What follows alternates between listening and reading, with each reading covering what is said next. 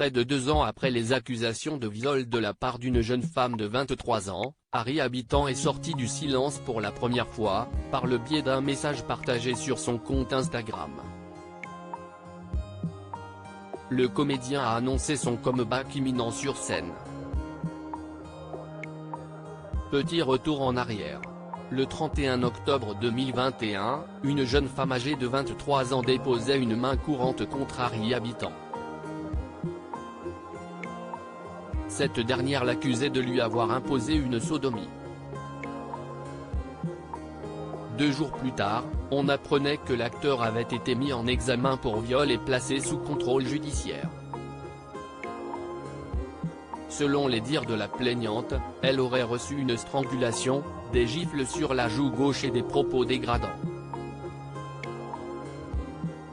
Il lui avait par la suite été octroyé 2 jours d'incapacité totale de travail, IT, pour une légère blessure au vagin et à l'anus. Le 12 octobre dernier, le comédien de Quest Ce qu'on a fait au bon Dieu avait été confronté, pendant 5 heures, à la jeune femme. Puis les choses ont évolué, plutôt dans le sens de l'acteur. Au mois de juillet, le père de famille a été placé sous le statut de témoin assisté. À l'issue d'une information judiciaire de près de 2 ans, la justice a considéré que les éléments du dossier d'instruction ne justifiaient plus la mise en examen d'Harry Habitant, avait réagi son avocate. L'information judiciaire a donc été clôturée, car les juges ont estimé qu'il n'était pas possible de conclure que les lésions traumatiques et saignements résultent d'un acte de pénétration sexuelle non consenti. Le magazine Public révélait par la suite que la victime aurait renoncé à porter plainte une nouvelle fois, malgré les recommandations de son entourage. Harry Habitant sort du silence sur Instagram pendant toute la durée de cette affaire. Harry Habitant ne s'était jamais exprimé dans les médias et encore moins sur les réseaux sociaux. Mais, ce mercredi 30 août au soir, le comédien est sorti du silence pour la première fois depuis 1 an et demi.